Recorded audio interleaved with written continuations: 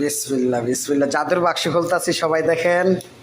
এই যে এই যে জাদুর বাক্স দেখছেন, আমার এখানে পুরা দিছি, আমি আমার দোকানে পুরা দিলাম। দেখেন তো পুরাটা কিরকম হয়েছে। ছাগলের গোস্ত দেখেন হয়েছে। উফ, গরম, প্রচুর গরম, হাতটা ধরা যায় না। দেখছেন, সবাই আমার ব্যবসা জড়িত করবেন। এগুলো আমি খাবো, আমি কি কাস্টমারটা কিন্তু দিতেছি না, এটা আমার নিজের খাবো। মানে এটাকে দেশে মেহেন্দি বলে। মেহেন্দি বলে কেন জানেন?